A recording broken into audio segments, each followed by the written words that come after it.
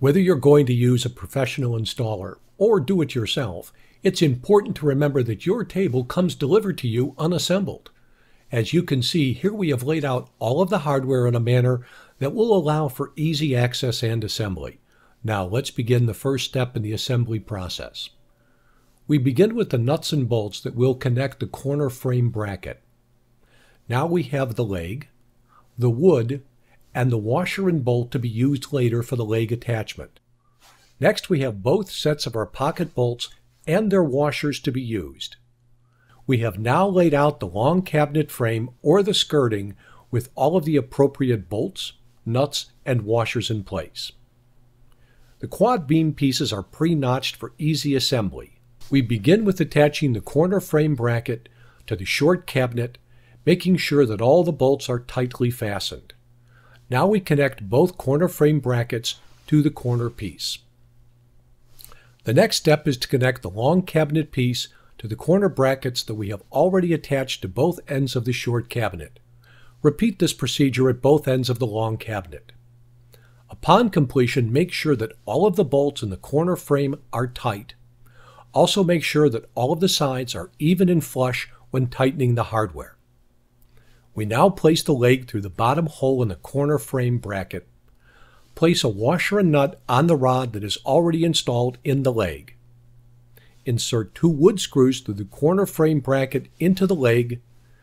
Repeat the process for the remaining legs. Now to install the corner trim pieces. Place the pieces so that they are flush with the bottom of the cabinet and the top of the table. Insert the corner trim hardware through the corner frame bracket into the corner trim piece insert. Install 2 wood screws through the corner frame bracket into the corner trim piece. Place the short frame boards into the frame receivers. Then install both of the long frame pieces into the short frame pieces and the frame receiver. Now tap down gently with a rubber mallet as needed. Make sure your frame looks even and flush with the top of the cabinet. We will now begin to install the frame beam hardware into the frame beam receiver inserts at all of the corresponding places. Now we are ready to install the Slate support blocks. Each block will require 2 bolts for installation as we install the blocks around the table. Upon completion, it is now time to begin to level the table. Make sure the table is level from left to right and the length of the table before putting the slate on. Begin to place your slate pieces on the table, being sure that the center piece is dead center in the table. Your long screws will be inserted through the pre-drilled holes in the slate to connect to the support blocks.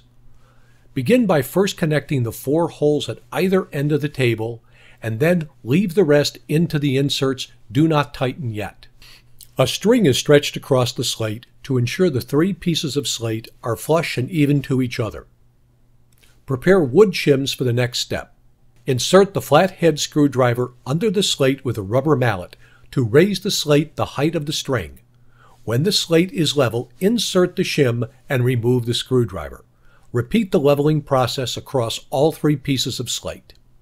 If all the sides are level, a $5 bill should not be loose under the level. Now tighten the remaining screws when the slate is even with the string and the surface is level. Take a razor blade to gently scrape across the seams to remove uneven areas. We're going to use a lightweight drywall spackling to apply to the slate seams with a putty knife. Caution: use sparingly, only enough to fill the slate seams. Allow to dry.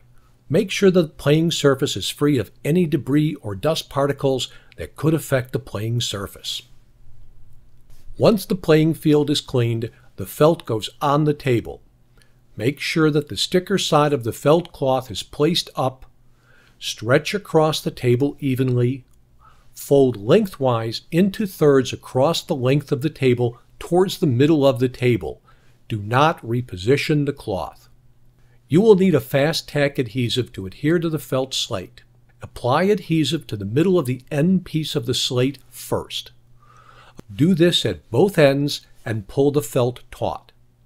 Now apply the adhesive to the inside edge of the center pocket as well as the playing surface of the pocket. Now the felt is moved from the middle of the table to the original position around the center pocket. Smooth out any wrinkles and clamp down. Now the process moves to the corner pocket areas of the table, and be sure to smooth out any wrinkles at this time. While we engage in the stapling process, we continue to pull the felt taut while being sure to staple into the wood area below the slate. Through the entire length and width of the table must be stapled. Now we are going to cut the corner felt overlay into 6-inch triangular tabs, making sure the point of the cut is even with the wood. Stapling is done into the pocket and at the underside of the table. The process is repeated at each pocket. We cut an X into the felt to align with each rail hole for screw attachments. Now we are going to lay out the rails around the table, long sides and both ends. The pockets are attached to the rail via the pocket receiver slots on the table. Then all of the pieces are pushed together and each bolt is tightened into place. Then the rail assembly is flipped over and put on the top of the table. All of the rail hardware, bolts, and washers are now installed under the table, making sure that the rails are square before tightening down. Now we can install the pocket screws into the wood slate frame. This is the last step and completes the process of a pool table assembly. Your table is now ready for hours of fun and enjoyment and should last a lifetime.